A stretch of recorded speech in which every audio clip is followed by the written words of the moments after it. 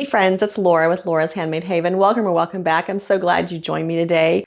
Have you ever had a moment where you bought your backing fabric and then you realized you didn't buy enough? Oh my goodness, that has happened to me so many times, and you'd think I would learn. You would learn to use the calculators, you would learn to think through the numbers, you would learn to maybe not change the design after you order the fabric. That's what happened this time, actually. So with my Scrappy Strips 2 quilt, I started thinking I was gonna have a quilt that was about 60 inches wide. But then I decided, oh my goodness, wouldn't it be amazing to add this glorious piano keyboarder? And it is amazing, but that means my quilt now finishes at 74 inches wide, not 60. And that would be great except for the fact that I ordered 2 yards of the wide back, and that's not gonna work. So now, do.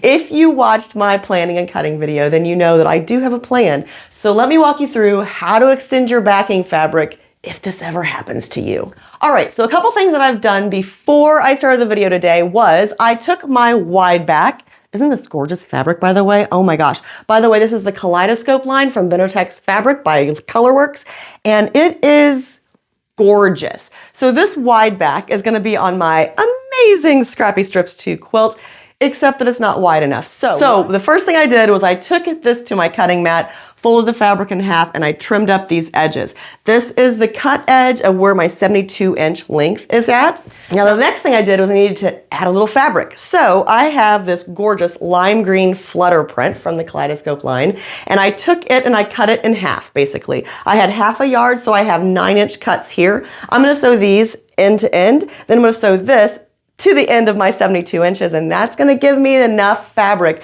to do the backing for this quilt. And what's gonna be really cool about that is that people are gonna think that I designed it like that because it's gonna have this cute lime green strip across the back, and they're gonna be like, oh my gosh, I love that design element. And we'll all know that it was a mistake, but let them think that. Just let them think it. Let's go to the sewing machine and get this sewn up.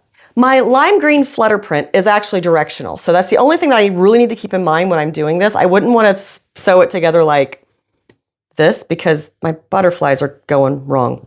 So we're gonna sew it together like this with just a 1/4-inch seam. I have this sewn together at a 1/4-inch seam. Now I just need to sew it to one end of my wide back. Don't worry, it's gonna work, I promise. All right, so we're gonna sew this green strip to one of the sides that is 108. Remember, our length is 72, but our width is 108 because, well, we ordered the wide back, but we just didn't order it long enough.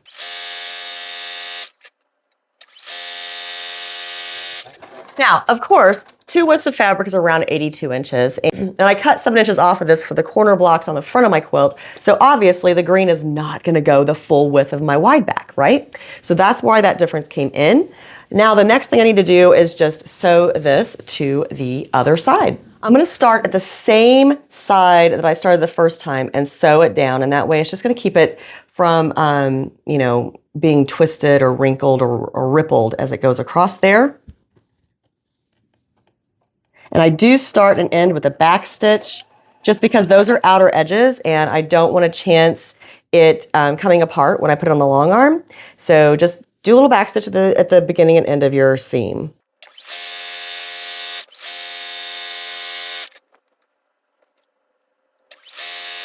Now when I get to this middle seam, I'm just going to make sure that I fold my seam over the same way. So I don't want that to be twisted on the back of my quilt.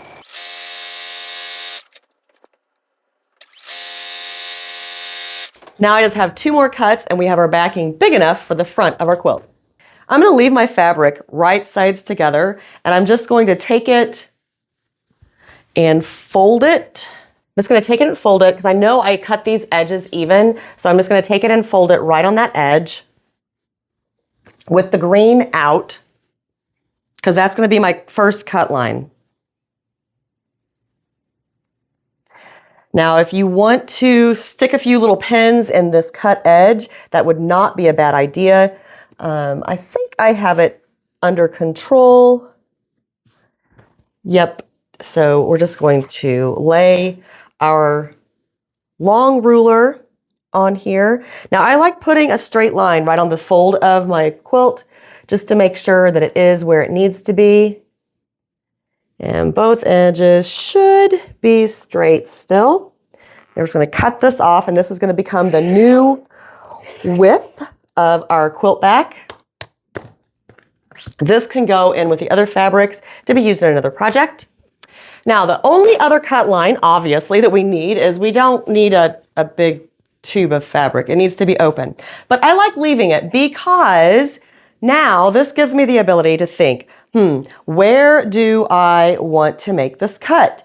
Do I want it to be right in the center? Do I want this green stripe to be right in the center? Or do I want to be able to offset it? If I want to be able to offset it, then I'm probably just going to measure up somewhere. And this is where it's kind of fun because you can make a little cut and then rip your fabric and it will rip right on the grain. And then you don't have to worry about cutting all the way straight across your wide back. I think I am going to offset it just a smidge. So if I fold this in half, and I fold this in half, this would be where I would cut it if I want it right in the middle, but I don't want it right in the middle. I want it to be offset, so I'm gonna come down to about right here, and then I'm gonna rip across my wide back. Now my backing is ready for my quilt. If you're not sure, then the last thing you can do is just take your backing and just measure it. Basically. Now this doesn't matter if you have a design wall or design floor. You just need to measure your backing, measure your quilt top, and make sure it's going to fit. So I can just take it from one edge, and it's plenty that way. And then with our green stripe, this is a square quilt, so I can do this. Again, just take it from one edge. And remember, you want some extra. So again, this is going to be plenty. And this is going to be so pretty on the back of my quilt. I'm so excited about this. I cannot wait to get my Scrappy Strips 2 quilt quilted, and I have had so much fun showing you guys how to make this quilt. Don't forget to download your project guide in the description box down below. If you have a comment or suggestion, please leave those too. I do love to hear from you guys.